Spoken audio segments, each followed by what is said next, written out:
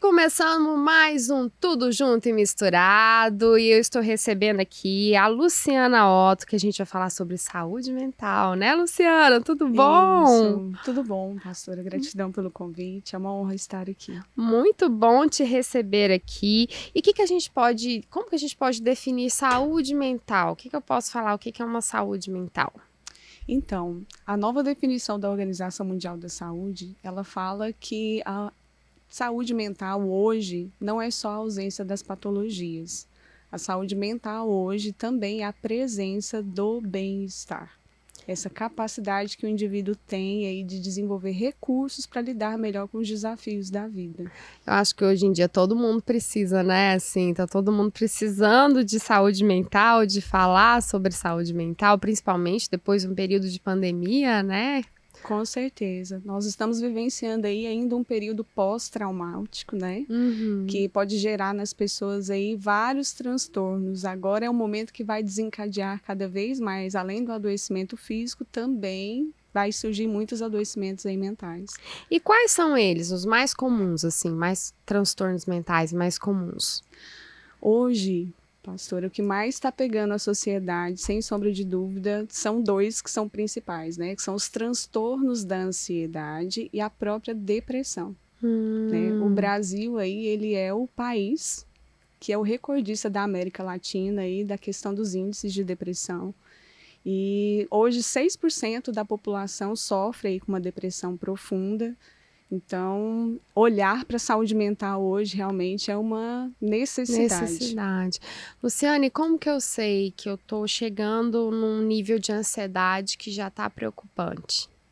Bom, E o que é a ansiedade? Vamos por partes. Primeiro, o que é a ansiedade?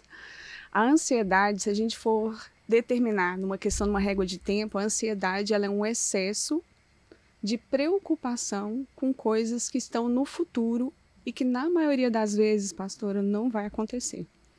Então a pessoa ela fica tão fixada naquela projeção do futuro, naquilo que pode vir a acontecer, que ela não consegue viver o aqui e o agora. É como se ela estivesse praticamente sequestrada pelos aspectos que nem aconteceram ainda.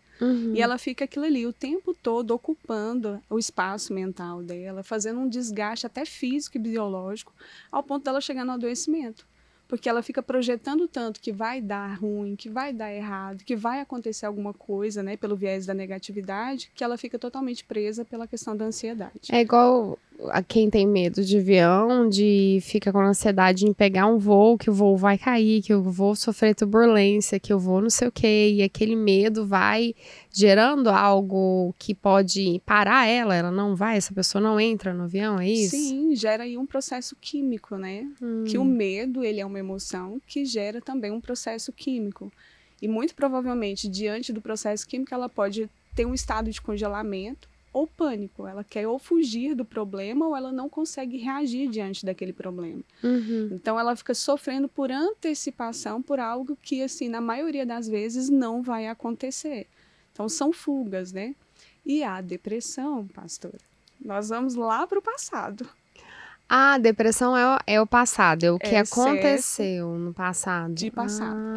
Enquanto a ansiedade é o excesso do futuro, aquilo que ainda não aconteceu, a depressão ele é o excesso do apego nas dores do que eu vivenciei no passado e a forma como eu trago como significado para mim, para minha existência. Às vezes o que me aconteceu ali, eu trouxe como um significado como muito importante ou muito doloroso para mim naquele momento, eu fico tão apegado àquilo dali e eu não consigo processar, eu não consigo ressignificar o que me aconteceu e eu fico novamente sequestrada naquela dor e não consigo estar aqui hoje e agora, no presente, que é onde a gente deveria estar na maior parte do tempo. E como que eu sei, assim, que eu tô chegando já, a pessoa tá chegando num nível de ansiedade que eu preciso tratar, que já tá uma ansiedade mais que tá me incapacitando? Como que a pessoa sabe? Ela pode perceber pelos fatores ali no dia a dia dela e principalmente na capacidade que ela tem de se envolver com práticas diárias, simples do dia a dia. Né? Ela tem dificuldade em cumprir atividades simples, ela tem dificuldade de cumprir com prazos, ela vai deixando o autocuidado dela caindo, ela vai percebendo que tem uma disfunção aí na questão da alimentação, ela vai percebendo que também pode vir ter transtornos aí com a questão do sono também, Ai, né? A alimentação, o sono já torna a coisa física, né, Exatamente. também. Ela pode, sei lá, ter tremores, alguma coisa assim ou não? Também, mas aí quando ela começa a ir para o excesso, né? Uhum. Até a questão, por exemplo, que é muito comum e a gente tem visto muito algumas brincadeiras, que foi até uma brincadeira que eu mencionei no começo, né? O tremor ocular, Por isso que eu né? falei, Os excessos, o corpo ele vai apresentando que algo não está bem. Às vezes uns tremores aqui, uma disfunção intestinal também. Normalmente a pessoa tem ali quadros diarreicos, né? Ou dores excessivas de cabeça, quadros de enxaqueca. Quer dizer, o corpo, ele é uma máquina poderosa e muito inteligente. Ele vai nos avisando que algo não está certo. Então, além do comportamento, na forma como a pessoa se comporta, o isolamento também, isolamento. pastora. A ansiedade também traz Sim, isolamento? essa questão do isolamento, porque vai indo, ela vai tendo como se ela estivesse evitando de ter novos contatos, novos lugares, para evitar o sofrimento que ela não consegue dentro daquilo que ela está vivenciando dentro dela.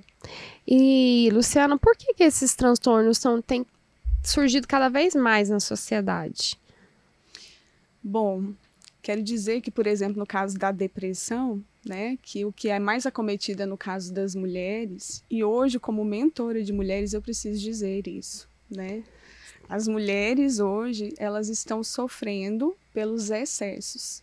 Do passado? De tudo. A mulher ela está sobrecarregada. Olha só. Né? Então, essa sobrecarga que a mulher tem adquirido, e não só a mulher, e aí a gente pode abranger isso daí, essa sobrecarga hoje da sociedade de querer cumprir com vários papéis sociais ao mesmo tempo, essa disfunção da alta performance também que é cobrada na questão profissional, social também, que você tem que dar o seu melhor sempre, né? Nível hard o tempo todo, você funcionar nessa alta performance o tempo todo, para tudo, em todos os seus papéis sociais, em algum momento vai gerar algum tipo de transtorno. Porque hoje em dia você tem que ser a melhor no trabalho, o melhor nos estudos, a melhor dona de casa, a melhor mãe, malhando, tomando conta do corpo, assim, é uma coisa que tem hora que pifa, né, não? Com certeza, uma hora a conta chega, né? Eu costumo falar muito isso, porque a melhor do que quê? Ou melhor do que quem? Né? Qual que é o nível de comparação que nós estamos atrelados, né? E isso hoje, as redes sociais, infelizmente, elas nutrem muito isso nas pessoas. Eu vejo muito, assim, algumas pessoas falando, estude enquanto os outros dormem, porque aí você vai dar conta de ser melhor. Aí eu fico pensando, e você não vai dormir e vai pifar, né? O outro vai lá, tá dormindo e não vai pifar, não é verdade? Com certeza. Vem de novo a questão da auto-performance, né? É você fazer exercício até o seu nível de cansaço. Maior, é você estudar enquanto tá todo mundo dormindo. É você trabalhar enquanto todo mundo passeia. É você... E aí, poxa, e se a saúde mental consiste em bem-estar, por que não a gente conseguir trazer de maneira intencional para o nosso dia a dia o que vai fomentar o nosso bem-estar? E nisso a psicologia positiva ela traz com muita clareza. Né?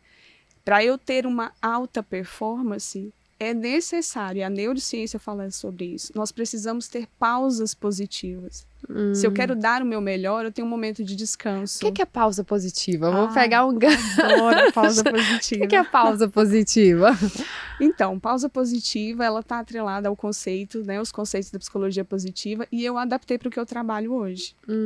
Então, a pausa positiva é exatamente você perceber, fazer essa leitura sua, do seu comportamento e também das expressões corporais que você tem e perceber, estou cansada, estou exausta, estou chegando no meu limite. É um trabalho realmente de autoconhecimento, onde você vai percebendo, se percebendo, e nessa autopercepção você conseguir identificar o que eu preciso.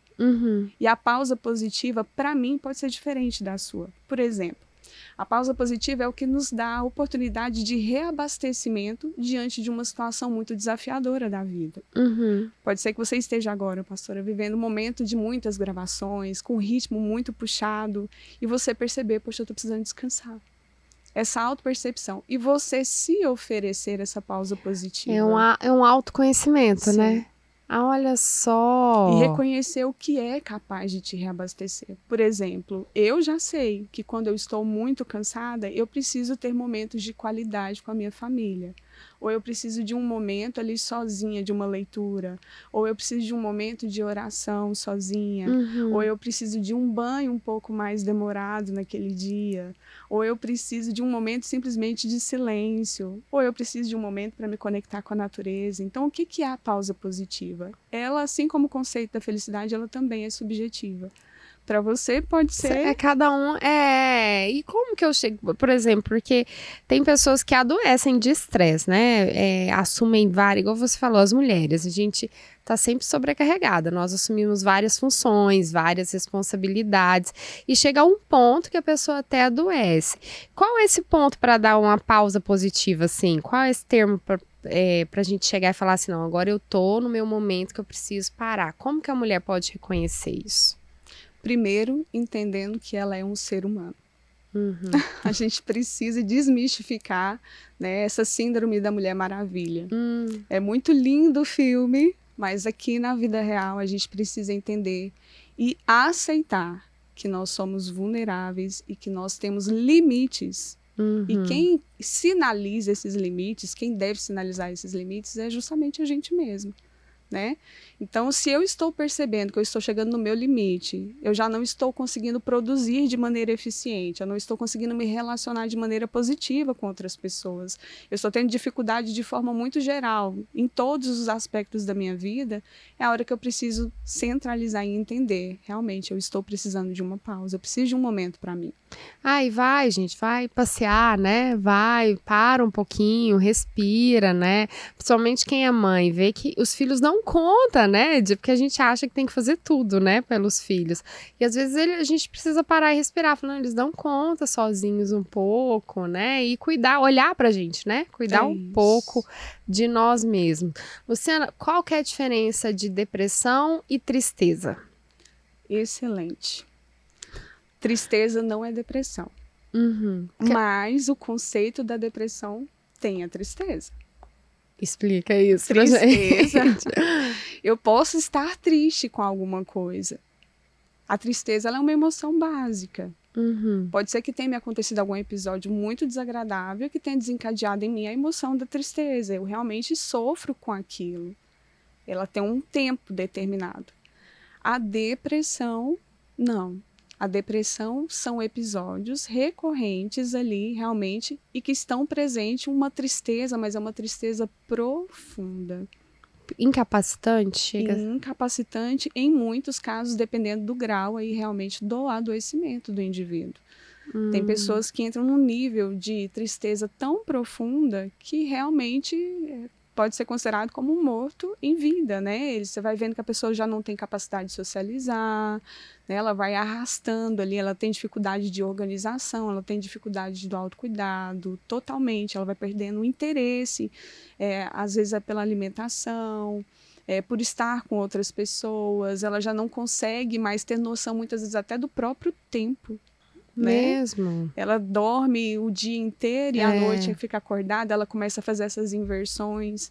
Mas quem pode dar esse diagnóstico, que é muito bom a gente ressaltar aqui, é somente um profissional da área médica, né? Um psiquiatra ou um psicólogo, mas normalmente é diagnosticado pelo próprio psiquiatra.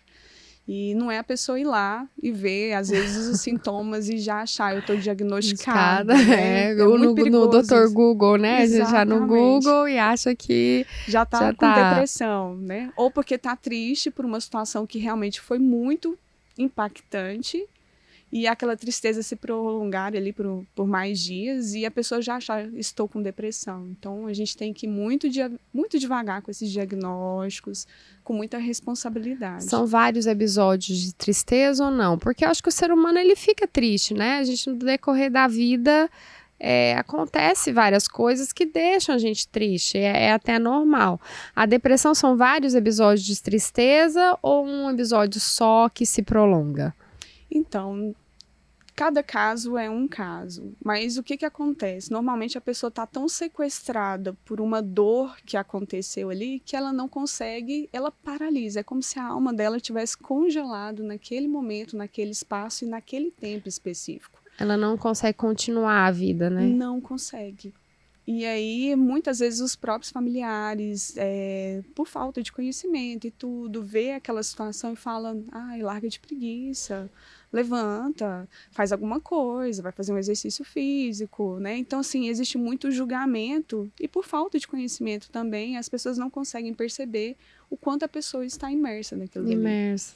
E existem depressões também, que muitas vezes não sinalizam nem tipo Pois de é, sintoma. isso que eu queria te perguntar. Às vezes a pessoa ela pode estar entrando numa linha depressiva sem perceber? Na maior parte das vezes é inconsciente, porque a saúde mental em si, né, quando existe uma disfunção da saúde mental, ela é muito silenciosa. É difícil para a pessoa conseguir o diagnóstico, por isso então a intervenção de um profissional. E na maioria das vezes tem pessoas que do nada comete às vezes até um suicídio e fala, nossa, mas aparentemente essa pessoa parecia tão normal, mas ela tinha uma tristeza profunda tão guardada dentro dela, né? E ela não conseguia apresentar sintomas ou pedir ajuda também, né? Que é o que acontece na maioria das vezes, porque a pessoa não quer demonstrar suas vulnerabilidades, né?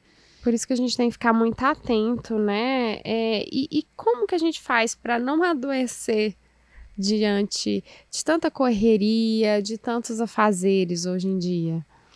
Pastora, nós precisamos, como adultos, sermos intencionais. Como assim?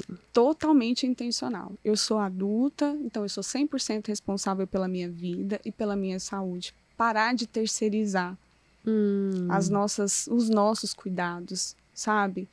A gente tem um trabalho realmente aí de educação emocional para que a gente vá buscando, né? Isso não é ensinado. Hoje não. Hoje ainda bem, assim, que muitas escolas têm fomentado a questão do estudo da educação emocional.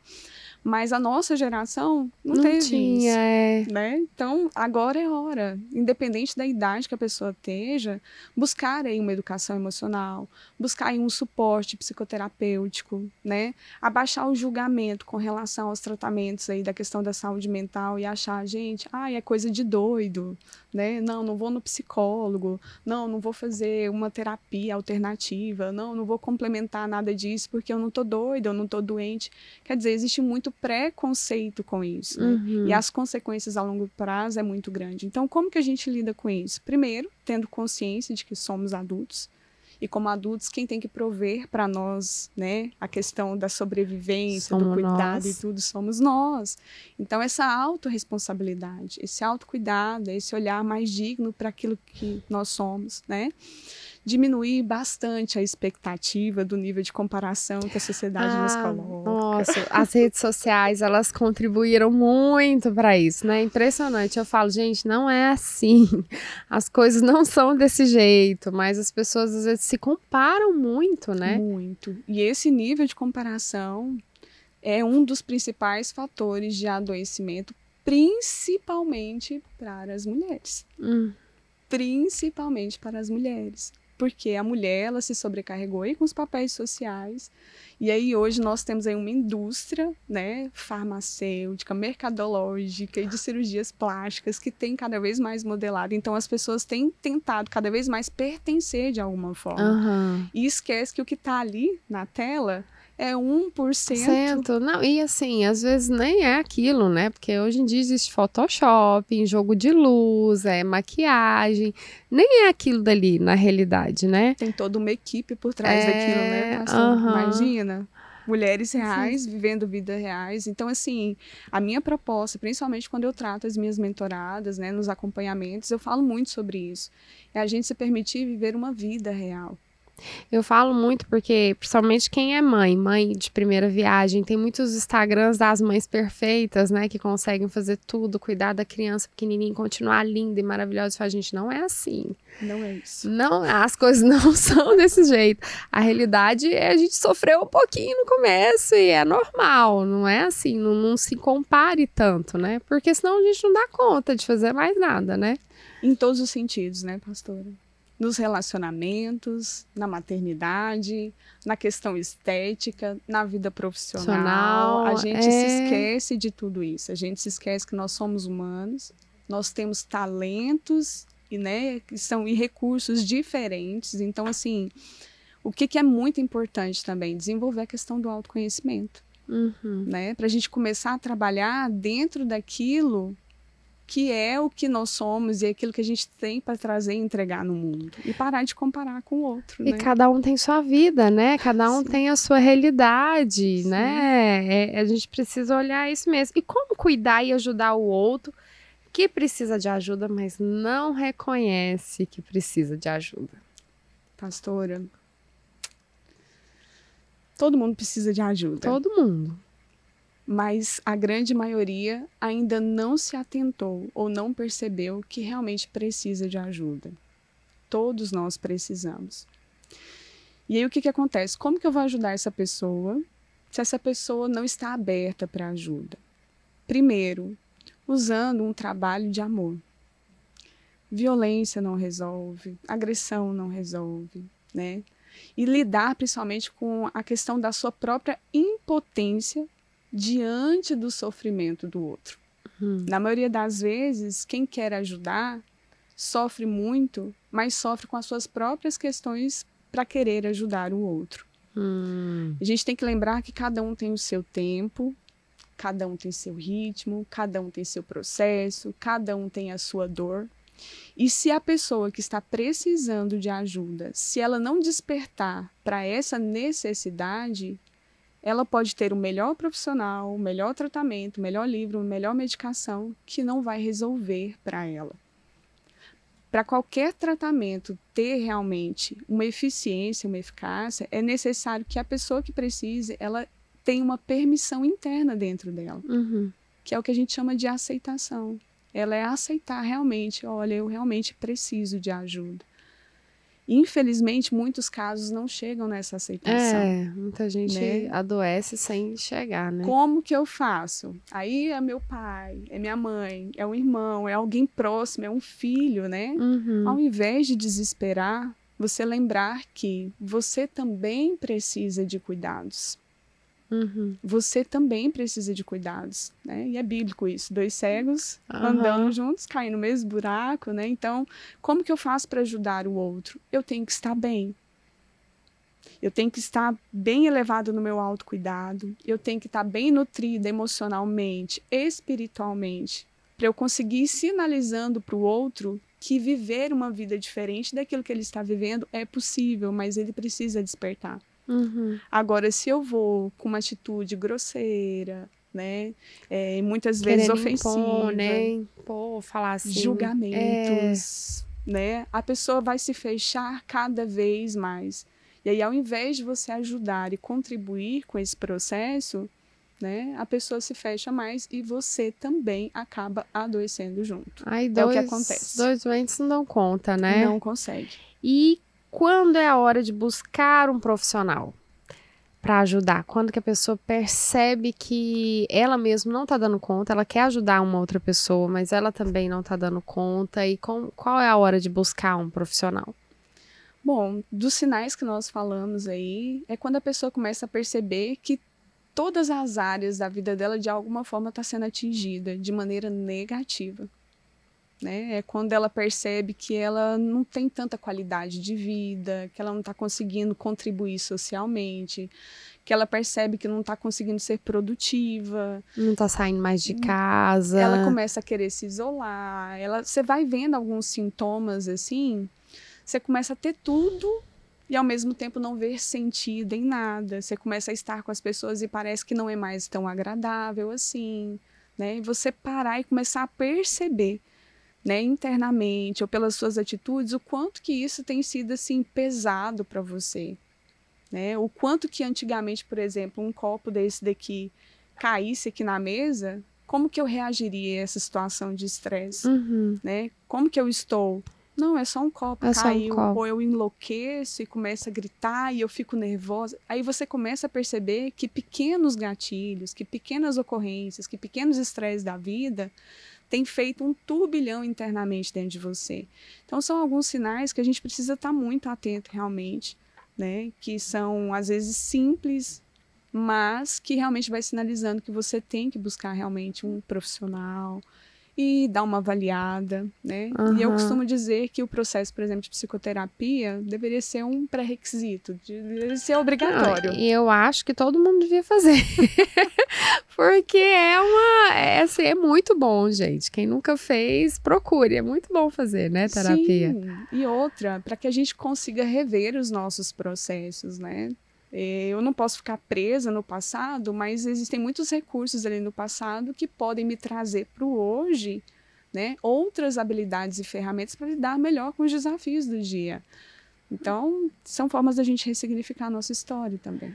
E você me falou da pausa positiva, né? Fiquei muito interessada, adorei esse assunto.